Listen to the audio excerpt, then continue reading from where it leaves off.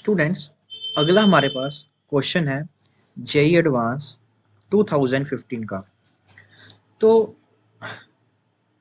बहुत सारे स्टूडेंट्स इसको गलत करके आए थे। एक छोटी सी गलती के कारण वो मैं आपको बताने वाला हूँ। देखिए क्या है।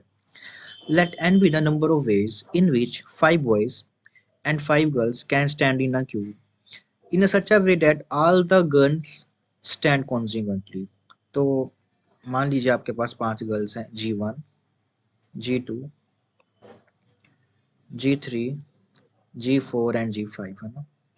वो कह रहा है कि ये कॉन्सिक्वेंटली बैठनी चाहिए, मतलब इकट्ठे बैठनी चाहिए। तो हम ग्रुपिंग वाला मेथड यूज करेंगे। तो इन सभी को एक यूनिट में इकट्ठा कर दिया और बाकी के बचे हमारे पास 5 boys, B1, B2, B3, B4 and B5। तो n नंबर ऑफ वेज हैं इनको अरेंज करने के। तो देखिए ध्यान से, सबसे पहले ये टोटल आपके पास 5 और ये 6 पर्सन हो गए। तो ये आपके अरेंज करेंगे 6 फैक्टोरियल में। अब साथ में हमारे पास ये 5 गर्ल्स हैं, ठीक है। तो ये भी तो आप इधर इधर ही दूसरे के साथ शिफ्ट करेंगी, तो मल्टीप्लाई हो जाएगा आपका 5 फैक्टोरियल। सबसे पहले आप इस यूनिट को आपको अरेंज करना होता है, फिर इस सारे को। तो n हमारे पास ये आ गया। फिर इसमें आगे पूछा है कि m हमारे पास नंबर ऑफ वेज है इन विच कॉन्सिक्वेंटली एग्जैक्टली 4 गर्ल्स आपकी बैठनी चाहिए, है ना। अब बच्चे इसमें क्या करेंगे, G1, G2, G3, G4 and G5। G4 उसने 4 गर्ल्स बोला है, तो वो 4 गर्ल्स को इस तरह से ग्रुप में बंद करेंगे। ये आपकी गलती बता रहा हूँ मैं।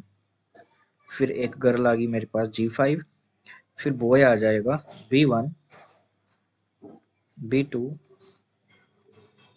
B3, B4 और ये B5। तो अब देखिए बच्चे इसको कैसे लिख के आएंगे, m इज इक्वल टू, ये 4 गर्ल्स हैं तो ये आपस में 4 फैक्टोरियल में अरेंज करेंगी, मल्टीप्लाई बाय 1 2 3 4 5 6 और ये 7 फैक्टोरियल। तो देखिए ये गलत है। तो गलत क्यों है? अब देखिए जब आपने इस तरह से अरेंज किया तो हो सकता है कि G5 यहाँ पे बैठ जाए इसके साथ, इस पोजीशन 5th पोजीशन पे, या हो सकता है कि वो आपकी इसमें आ जाए। तब इस केस में क्या होगा, आपने 5 गर्ल्स इकट्ठी आ गई, बट यहाँ पे तो 4 गर्ल्स कह रहा है, तो ये आपकी काउंटिंग जो है वो बिल्कुल ही गलत हो जाएगी। Okay.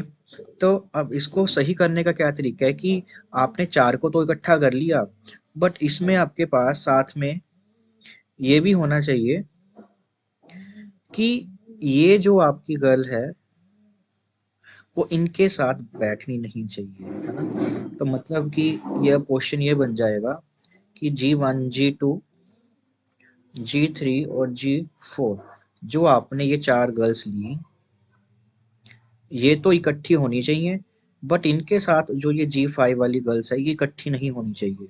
Date is they are the separated. तो हम गैप मेथड से इसको करेंगे। अब सबसे पहले 5 गर्ल्स हैं। देखिए उसमें से आप 4 गर्ल्स तो कोई भी इकट्ठी बैठ सकती हैं ना, G1, G2, G3, G4, G1, G2, G3, G5। तो सबसे पहले मैं क्या करता हूँ, 5 गर्ल्स मैंने ली, उसमें से 4 की एट अ टाइम सिलेक्शन कर ली। ओके। तो कितनी वेज में हम करेंगे, 5C4। तो मान लीजिए वो ये आ गई, पहली 4 ली और इसको छोड़ दिया। अब आपको इनको सेपरेटेड करना है। तो बॉयज कितने हैं, 1 2 3 4 5।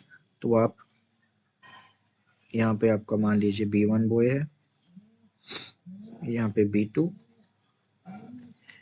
यहाँ पे B3, यहाँ पे B4, यहाँ पे B5। तो 5 बॉयज आपके पास हैं। तो 1 2 3 4 5 6 आपके पास गैप बने। तो अब मैं क्या करूँगा, जो ये मेरे पास 6 गैप्स बने हैं, तो इन 6 गैप्स में मेरे को ये 2 की अरेंजमेंट करनी है। तो सबसे पहले तो जो ये मेरे पास 6 के 6 गैप्स बने हैं, इनमें से मैं कोई भी 2 गैप्स की सिलेक्शन कर लूँगा। मान लीजिए एक गैप मैंने ये ले लिया और एक गैप ये ले लिया। तो होगा क्या कि इस वाले को मैं इधर बैठा लूँगा और इस वाले को मैं इधर बिठा दूँगा, या फिर इसको इधर बिठा लूँगा या इसको इधर बिठा लूँगा। तो ये दो आप अपनी पोजीशन को इंटरचेंज भी कर सकते हैं, तो डेट मीन्स अरेंजमेंट करेंगे तो साथ में लग जाएगा 2 फैक्टोरियल। ओके, अब उसके बाद हमारे पास 1 2 3 4 5 बॉयज हैं, तो वो 5 बॉयज आपस में अरेंज करेंगे, और जो ये 4 गर्ल्स मैंने सेलेक्ट की थी इस पोजीशन पे, उनका भी आपस में अरेंजमेंट होगा, तो उसके लिए मैंने यहाँ पे लगा दिया 4 फैक्टोरियल। तो ये मेरे पास m की वैल्यू आ जाएगी, दैट इज 5c4। दोबारा से देखिए, 5 में से कोई भी 4 गर्ल्स को मैंने सेलेक्ट किया, सबसे पहले 5 में से कोई भी 4 गर्ल्स को मैंने सेलेक्ट कर लिया, ठीक है। फिर उन गर्ल्स की आपस में भी अरेंजमेंट हो जाएगी, कितने में, 4 फैक्टोरियल में।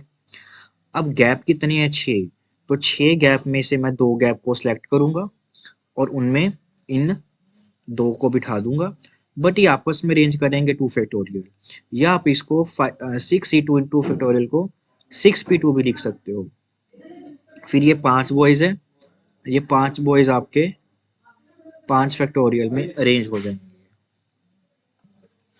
अब उसने हमारे से पूछा है m/n, तो यहाँ पे मेरे पास 6 और 5 फैक्टोरियल है, तो मैं इसको सिंपल सॉल्व कर लेता हूँ। तो 5c4 आपके पास होगा 5 इंटू ये आपका 6 फैक्टोरियल, इसके नीचे आपको मिल जाएगा 2 फैक्टोरियल और साथ में 4 फैक्टोरियल। फिर यहाँ पे हमारा 2 फैक्टोरियल है, तो फिर आगे मेरे पास ये आ जाएगा 5 फैक्टोरियल इंटू 4 फैक्टोरियल। तो ये अभी तक मैंने सारा का सारा आपका m लिख लिया। अब n के साथ डिवाइड करना है, तो n है मेरे पास 6 फैक्टोरियल इंटू 5 फैक्टोरियल।